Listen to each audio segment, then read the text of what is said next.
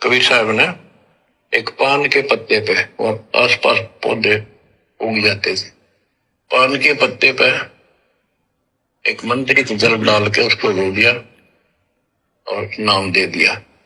तो क्या कह रहे हैं पूज्य गुरुदेव भगवान कि दादू जी को एक पान के पत्ते के ऊपर मंत्रित जल डालकर पान परवाने के रूप में उनको पीने के लिए दे दिया और उनको प्रथम दीक्षा दी। दादू को सतगुरु मिले दही पान की पीक। बहुत सारे भाई बहनों के मन में आता होगा कि पान की पीक का मतलब है पान के पत्ते पर परमात्मा ने थूक दिया होगा पीक। ऐसा नहीं।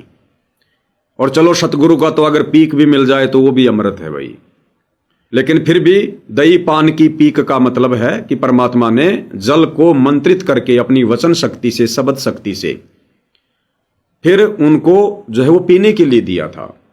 ये आप और हम भगत भाई बहनों को भी दिया जाता है, सबको पता है, जो जो प्रथम बार में दीक्षा लेते हैं प्रथम नाम की। अब ये क्यों दिया जाता है भाई और बहनों, इसके पीछे का कारण क्या है? सतगुरु अपने वचन से, अपनी शब्द से उस जल को, साधारण से जल को मंत्रित करके उसको अमृत बनाकर अपने शिष्य को देते हैं पीने के लिए। उस जल को पीने से हमारे अंदर भक्ति प्रवेश होती है, हम भक्ति को अपने अंदर प्रवेश करने के योग्य बनते हैं। हमारे जो कपाट हैं, जो काल ने जो बंद कर रखे हैं, हमारे जो अंतःकरण के, हमारे ज्ञान के, वो कपाट खुलते हैं। यानी सतगुरु अपने आशीर्वाद से आप और हमारे को भक्ति अंदर प्रवेश करने के योग्य बनाता है, ताकि ये मंत्र हमारे ऊपर काम करें, ये ज्ञान हमारे अंतःकरण में समाये, हम इस ज्ञान को समझने के योग्य बने। इसलिए प्रथम नाम दीक्षा के समय हमें वो मंत्रित जल दिया जाता है। अब भाइयों और बहनों, 2014 बरवाला कांड हुआ। सतगुरु अपने ही भक्तों से नाराज होकर जेल गए। सतगुरु को कोई फूलों की बारिश करते हुए जेल के लिए विदा नहीं किया गया था बरवाला कांड के समय। बरवाला कांड काल प्रेरित सतलोक आश्रम मैनेजमेंट हरियाणा, सतगुरु रामपाल जी परमात्मा के कलयुगी परिवार, उनके भाई बंधु रिश्तेदारों की घटिया और मनमानी सोच का कारण था। तो भक्तों ने सतगुरु को दुखी करके, नाराज करके बरवाला आश्रम से हिसार जेल जाने के लिए मजबूर किया। उसके बाद से भाई और बहनों, ये जगह जगह नाम दीक्षा केंद्र खोले गए सतलोक आश्रम कमेटी के द्वारा। सतगुरु रामपाल जी ने अभी तक सार्वजनिक तौर पर किसी को भी नाम दीक्षा देने का या दिलवाने का खुद के मुंह से या डीवीडी से आज तक कोई आदेश नहीं दिया है। इसलिए 2014 बरवाला कांड के बाद से जो जो दीक्षा दी गई है वो भाई और बहनों संपूर्ण दीक्षा नहीं है। ठीक है, आपने मंत्र ले लिए, आपने ज्ञान सुना, ज्ञान आपको अच्छा लगा, आपको नहीं पता चला कि भाई क्या कारण था बरवाला कांड का, आपने वो नाम दीक्षा ले ली, नाम का जाप आप कर रहे हैं, भक्ति आपने शुरू कर दी, आपको ज्ञान भी समझ में आ रहा, आपको भक्ति भी अच्छी लग रही है, बहुत अच्छी बात है। लेकिन जब तक सतगुरु हिसार जेल से आकर वापस हमें दोबारा से प्रथम मंत्र देकर उस भक्ति को सुचारू नहीं करेंगे और जब तक वो मंत्रित जल नहीं देंगे, तब तक भाई और बहनों वो भक्ति कमाई हमारे मोक्ष वाले अकाउंट में काउंट नहीं होगी। भक्ति आप करते रहिए, अगर आपको दीक्षा मिल गई है तो आपका भक्ति धन जुड़ता रहेगा, कहीं नहीं जाएगा। लेकिन आपके मोक्ष वाले अकाउंट में वो सतनाम की कमाई, वो प्रथम नाम की कमाई उसी समय ऐड होगी जब सतगुरु जेल से आकर प्रसन्न होकर आपको विधि विधान से फिर से दीक्षा देंगे। अब हमें क्या पता भाई, हमारे गुरुदेव भगवान तो नाराज होकर बरवाला कांड से जेल चले गए।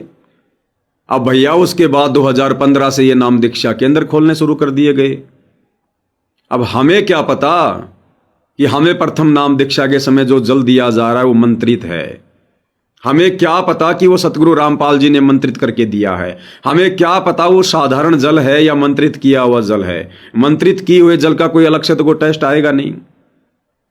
हमें क्या पता? जो भगत हमें दीक्षा दिलवा रहे हैं वो सारे के सारे वही तो हैं जिन लोगों ने बरवाला कांड के समय गुरु को दुखी किया, गुरु को नाराज किया। तो भला गुरु की उनके ऊपर कैसे रजा हो सकती है? जब उन भक्तों के ऊपर गुरु की रजा नहीं है तो उनके द्वारा जो नाम दीक्षा दिलवाई जा रही है, फिर नाम दीक्षा लेने वाले के ऊपर गुरु की संपूर्ण रजा कैसे हो सकती है? भाई बहनों को ऑनलाइन दीक्षा दी जा रही है जो देश विदेश में बैठे हैं, और उनको क्या कहा जाता है कि आप अपने घर के मटके से एक गिलास पानी का भर लीजिए, उसमें मिश्री डाल लीजिए, शक्कर डाल लीजिए और नाम दीक्षा के बाद आप उसको पी लेना। अरे तो फिर तो ऐसे रोज अपने घर पे गिलास निकालो, मिश्री डालो, मंत्रित हो जाएगा, वो तो अमृत बन जाएगा। फिर इस प्रकार से अमृत नहीं बनता भाई और बहनों। उस साधारण से जल को सतगुरु मंत्रित करके फिर उसको अमृत बनाता है। ये कोई विधि थोड़ी है। ऑनलाइन नाम दीक्षा लेनी है, सामने मोबाइल रख लिया, गुरुजी का ऑडियो चला दिया, वीडियो चला दिया और बाद में कह दिया कि मटके से एक गिलास पानी का भर लो, उसमें मीठा डाल लो, शक्कर डाल लो, वो अमृत बन गया। डाल दो फिर किसी गांव की टंकी के अंदर, वो मिश्री बन जाएगा अमृत। फिर भक्ति की क्या जरूरत है, सारे अमृत पियो, फिर अमृत छको।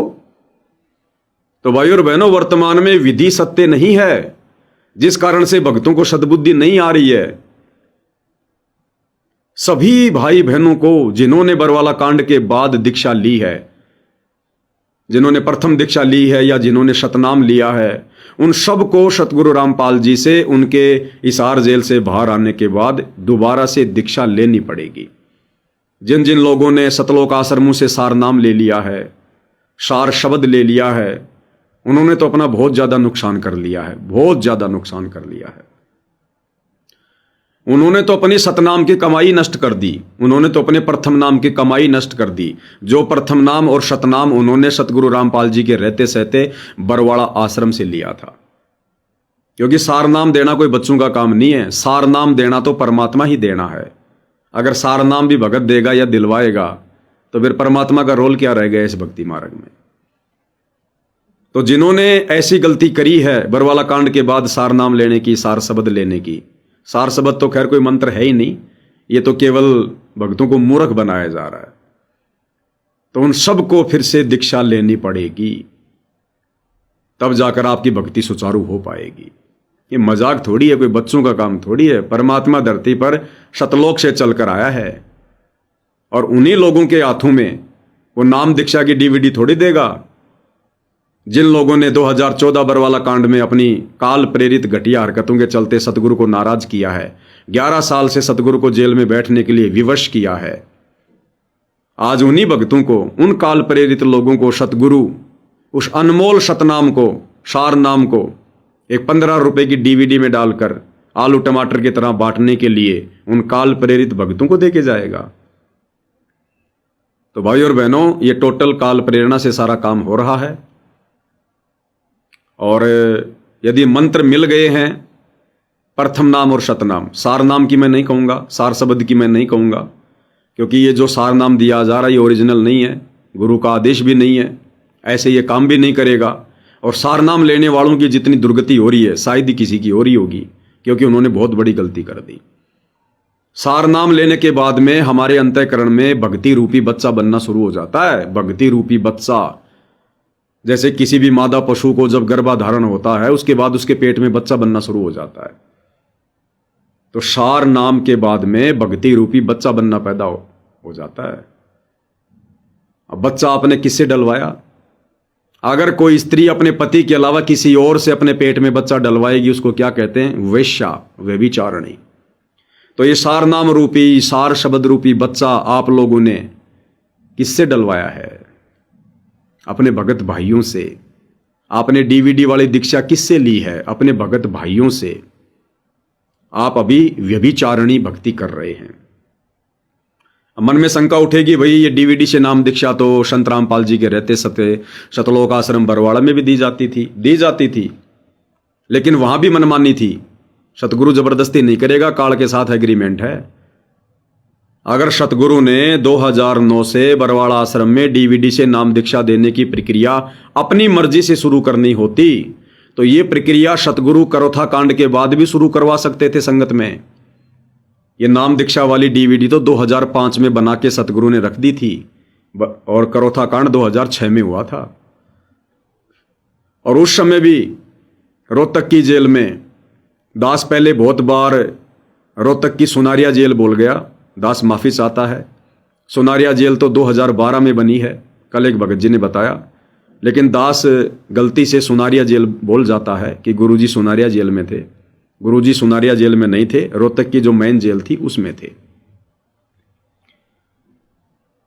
तो जिस समय गुरुदेव रोहतक की जेल में थे उस समय भी बहुत सारे भगत भाई बहन थे, बहुत सारे भगत भाई बहन जो सतगुरु रामपाल जी से नाम दीक्षा की प्रार्थना करते थे, उनके परिवार से प्रार्थना करते थे, भगतों से प्रार्थना करते थे।